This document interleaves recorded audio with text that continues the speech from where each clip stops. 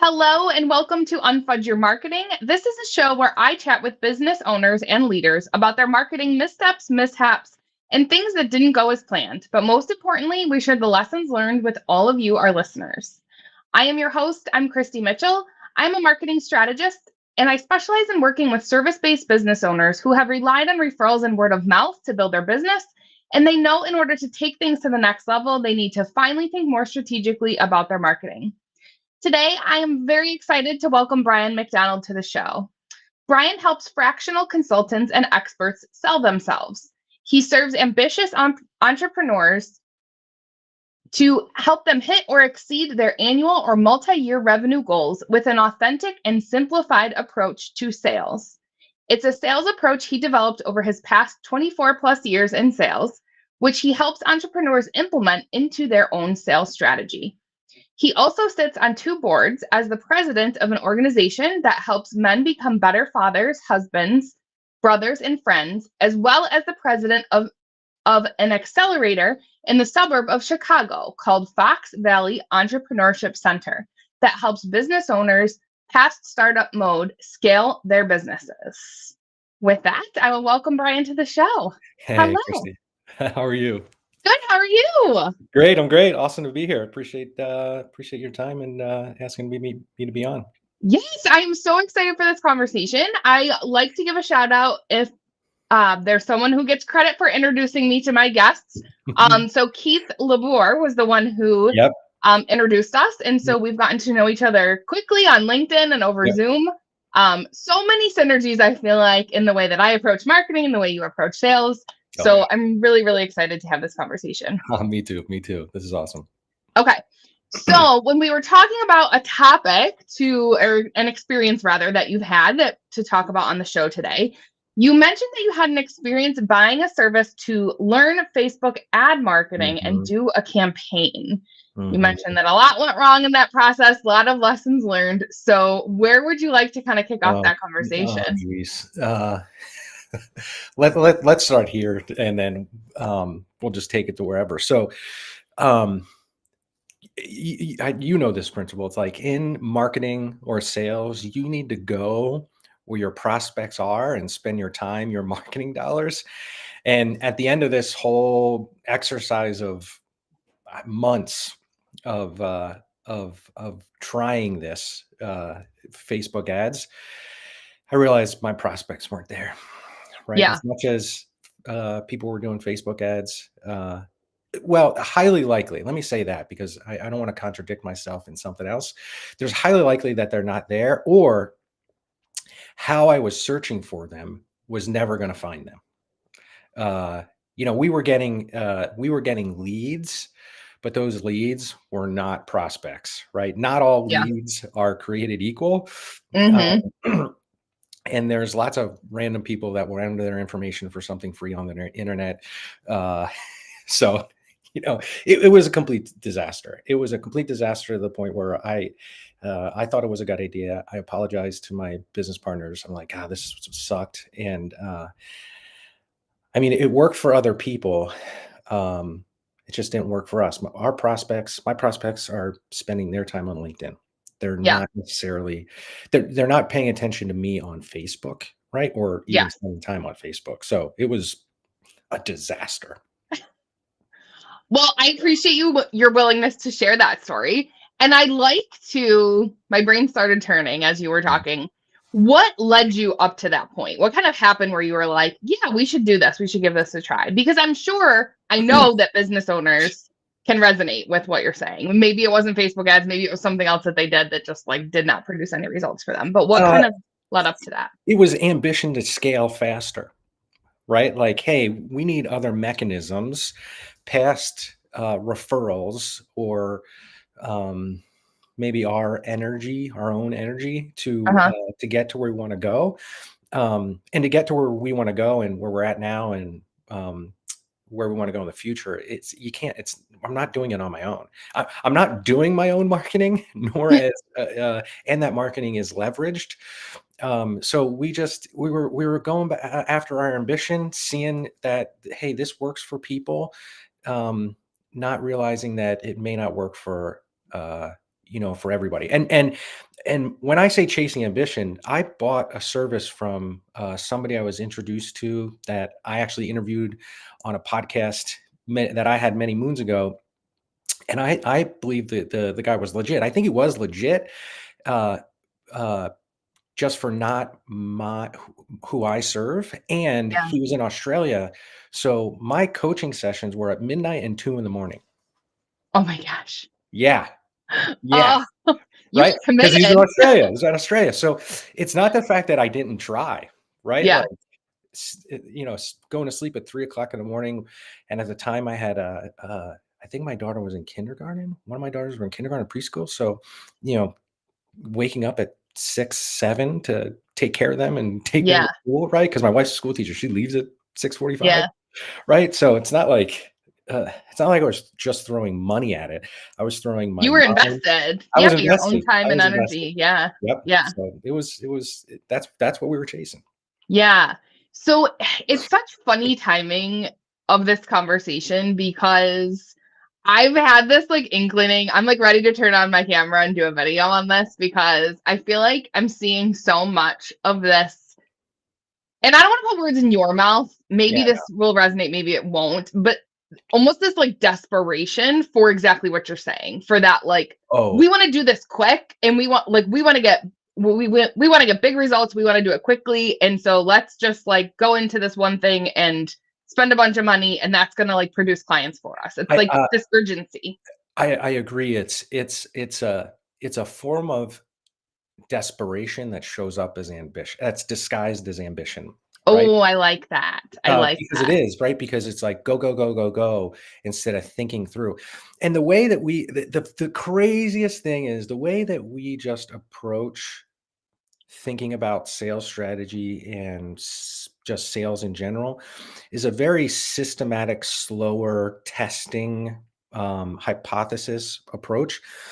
And with this service that I bought, they didn't do that. They didn't know how to tell me, um, like, okay, test this and go look for this, and then let's make that change. They didn't know how to help me make incremental changes. So I was Mm, throwing stuff against the wall, yeah. right? Because I knew the thinking process, but I didn't know the components of the thinking to be able to execute on the process, right? Like what levers do I pull? I know, like, hey, I got to pull some levers here, but they couldn't tell me the levers to pull, which then turned into more desperation and more of ambition. Yes. Okay, so I want to say this again because I love this quote. It was ambition disguised as 100%. desperation. And I Yes. just made that up on the spot, just so you know, like Love that just came out that. of my mouth. No, I love that because it's so, I had another interview recently where we were talking about people using the excuse of time. Like, I don't have enough time, but really that just means you're not prioritizing it. Correct. So I think that this is another instance of that where we say something like, oh, well, we're just really ambitious. But really, if you kind of like peel back the layers of that, there's this underlying like desperation where you're just trying to like hustle real quick to get a win. Yeah, and then there's a tendency to give up faster, right? Mm, I tell clients early on, I'll say prospects early on, uh, who I think are going to become a client, like, hey, this is going to be really hard and you're going to fall on your face. Do you really want to do this? Because if you don't want to do that and you just want to, throw some dollars at it, we shouldn't do this because yeah. it's in some fashion, it's not going to work along the way, right? There's Hmm. small iterations aren't going to work. I got one client. I'm not getting into names. He's in Dallas, and he fails forward really fast, and he does it with a freaking smile on his face, and it's awesome. It's not that I it's not love painful. it. It's not that it's not painful, um, Yeah. but he's really good at not doing it right and going, "Hey, what happened here? Oh, okay, I should have done this or I should have done that. Okay, I'm going to do that next time." And it's Hmm. changing in small iterations, not in big changes, right? And Yeah. I was just down there and I told him, just never give up. Like, don't. He's like, what should I do? I said, the one thing you should never do is give up. Don't give up. Keep going in the direction you're going because it's going to happen. Yes. Yeah. I love that. And it kind of brings me back to something you said earlier about the company that you were working with on these Facebook ads. It sounds like they weren't good at those like iterations of like, okay, this isn't working. So how do we pivot and like make a tweak to see if this will work? And it kind of brings us back, I think, to that like fail forward. It's like, okay, you try something, it might not work, but how do you learn from that and quick, Correct. iterate? Well said. There was no learning involved. I didn't learn how to improve. All I did was learn how to fail and not change. Right. And it's Yeah, like, hey, I just want to help me learn how to fail and move forward. And right. I never got it. Right. I Yeah. never got it. So how long did it take you to kind of realize that this wasn't working and you needed to Uh, move on? Probably 3 or 4 months, Okay. and probably $15,000. Yeah, that's a tough pill to swallow. Tough pill to swallow. Tough pill to swallow. Right. Well, but you know what though, Brian, and so like I'm happy to hear it was 3 to 4 months because in my mind that's like when clients ask me like, well, how long do we need to do this thing for before we know that it's working? And I think that 3 to 4 months is usually depending on the tactic. There's some nuance there, Correct. but I think that's a good amount of time to get a sense of like, is this working? Because too often I think business owners jump into something marketing wise and they're like they don't see results right away and so they're like, well, this isn't working, let's move on. And so I think you need to give things time to see, and what can we learn from this? Are there ways that we can iterate to improve and get better results? And it sounds like that wasn't the case, unfortunately, Yeah, in your instance. we were talking about this off camera on another day, and it's one, not all marketing companies are created equal. Two, um, it- it- you have they. I don't care if something doesn't work. What I care about is when something doesn't work, how are we going to change, modify, and move forward? Like, hey, when this happens, we need to do this. And I never Yes. got that, right? So I would have Yes. gone longer. I would have gone longer with it not working if I was getting that part and I wasn't getting that part. Like, hey, like Yeah. I'm just this is we're just going to go through the same cycle in 3 to 4 months, right? Like, so Yeah. I'm going to cut this off, right? If I had that, I would have gone farther, and it probably would have worked. Well, Yeah. excuse me. Um, probably would have figured out who we can get through Facebook. I bet there's like some subset, maybe Yeah. not maybe a low ticket versus a higher ticket, right? But Right. um, that just wasn't there. It was like, hey, I guess you can tell like this is never going to change, and so I just Yeah. stopped. I really want to highlight that point too, Brian, because again, this show is all about like sharing the lessons learned, like what can the audience take away from this? And I think that this is a really key point that you mentioned. If that provider that you're using isn't helping you learn and iterate and fine tune and make tweaks, if you're not getting the results that you want, if they're not taking that approach, because I think what you're saying is so fair. And I've had other guests say the same thing, like not all marketing is going to work. Like you can't go into it expecting major success every time. You have to go into it knowing some things are not going to work and produce the results that you want them to. Hmm. But this is the key point, I think, is if you're using a provider who's like on it and they're like, yeah, this isn't working, how can we do this differently, let's try this, let's do that, that tells you that they're invested and they're working on it and they're, they want to see you be successful just as much as you want to see yourself be successful. And if the provider you're using isn't doing that, if they're not listening, if they're not being creative and coming up with new ideas, then that should probably be a red flag that it might not be the best person to work with. Yeah, and I would suggest asking that one, listen for that statement up front when you're trying to buy the service, right? Like, hey, here's how we're going to do this. Like, it's probably not going to work perfectly through time, but we're going to test and improve, right? So I'm just going to paint the right picture for you, and then ask them like, okay, so what are some of the levers, or what are some of the changes we may need to make moving forward? If they can't articulate those things for you, they probably can't do it. Yes, I love that point. Great question to ask. And it reminds me of this whole like, I did a video on this a while back.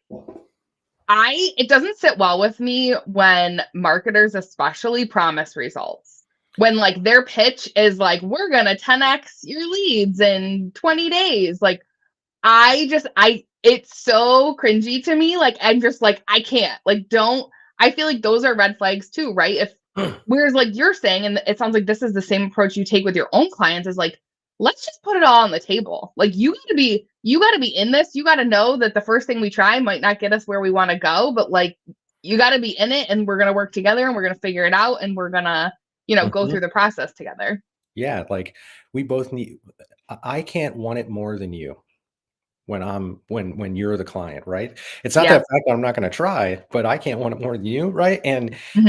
anybody, uh, I'm with you. Anybody telling me it's going to be perfect right off the bat, I know you're lying through your teeth. Yeah. Right? Like, I want somebody to tell me the opposite, right? Like, Right. "Hey, this is gonna be tough, and here's how we're Tell me gonna the get through it," truth. Give right? it Like, to me just straight. yeah, just shoot me straight. Like, I don't care what the answer is, just shoot me straight on the answer, and I'll make my decision, right? Like, Yeah. uh, d there's not many that 10x in a short amount of time is like the unicorn, not the Hmm. average. If it was Yes. the average, everybody would be doing it. Yep. Everybody, right? It's Yep. just marketing speak, and it's speaking into the parts of our brains that trigger and scare people, right? FOMO, whatever, right? And Yeah. I'm not a big fan of FOMO. Well, and it goes back to what we kind of started this conversation with, Brian, in terms of business owners feeling this desperation that's, Mhm. disguised as looking like ambition. But I mean, it's playing on that, right? If you're feeling desperate to grow and scale and get those leads and all of that, it's easier to fall victim, I think, to those false promises. Yeah, I mean, it's like kind of the concept you probably I would be surprised if you're not into this is like going general doesn't work. Like going wide doesn't work. And we have a saying, less but better. Focus on less of the marketplace, but do it better than anybody else because then Yeah. that is the thing that's going to 10x your results in a certain amount of time. I'm never going to tell people that, but I'm going to tell you you'll get throughput, right, if you do that because Hmm. you start owning that slice of the market. And there's so much business out there that like you don't need to capture everything, right? If you unless you want to be a multi-billion dollar company, which I think most of the people you and I talk to don't want to do that. They just want some self sovereignty. They want a really good income in business, and they want a really good life. And that means you just go after less of the market, but do it better than anybody else, and you will never have a problem. Yes. So, with that being said, going back to your experience, and it sounded like, there were some issues with the particular provider you used for this, but almost maybe bigger than that is like it just wasn't the right place. And so, how do you kind of take that lesson learned? Like, I went to the wrong place looking for that, specific type of client that I want to work with because I'm not casting this wide net trying to be all things to all people. So what would you have to say about that and kind of figuring that out about Facebook and then shifting gears to the next thing? I would say like asking myself or somebody to help me figure out like, hey, if I use this platform, if I go here, what's the demographics of Hmm. who's there? And whoever the demographic of who I'm going after better be there. And then Hmm. understanding like how do these people engage, use whatever that social media platform or that medium, right? I'll give you a hard example. I have a client and this is outside of social media. I have a client in Minnesota who was asking me about doing an ad in a manufacturing magazine. And I said, okay, like he goes, should I do it? I go, tell me about the manufacturing business. And he goes on to a story telling me about how the person that runs this manufacturing association group or whatever keeps a majority of service providers out. You can't actually come and meet the manufacturers if you sponsor them. You can't really get in front of them. Like he's really sales averse. But then he puts out this magazine where he sells ads in it. And most of the people that read the ads are the service providers, not the manufacturers. And I just walked him through talking through. I'm like, so should you put the ad in there? He goes, no. I said to him, I said, hey, do you think the manufacturers are going to read it? He goes, not based on what we're talking about. No, I go, then you shouldn't do it. Right. Yeah. That's how you have to think about things. Right. Like Right. just because it's a manufacturing association, a magazine doesn't mean you're actually going to get to your uh, prospects based on that construct. Right. Yes. Right? Yep. That's how you have to think about things, right?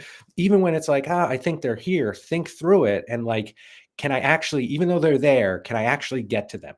Whatever Yes. that is. Yeah, and I was thinking the same thing about what you were saying with Facebook. It's like, yeah, your ideal clients might be there, But are they consuming the type of content that you would be putting out as a business? Like, or are they there because they're keeping in touch with family and friends? And like, because I've had this conversation with someone else before. It's like people on, and I forget what space they were in specifically, but they were like, yeah, people, my audience might be on that platform, but they're not looking for or receptive to the type of content that relates to my business. They're in it for other reasons. And so trying to meet Correct. someone where they are, but not with the type of content that they really want to consume on that platform makes a difference too. Yeah, you have to. I've had conversations about this, and I'm in the process of doing this. Is like on other platforms, I'm putting other types of content that my profile would like, but I'm pointing them back to LinkedIn, where that's the business content, right? Per se, right? I'm giving Yeah. a super high level, is because they're not engaging on it, right? And like TikTok, I'm never gonna do TikTok, even though Yeah. it's like people are making tons of money, not in my space, right? Yes. To my understanding right now, right? Right. It's something change. I'm up for something to change, but right now it doesn't seem like it's a good place for me to be.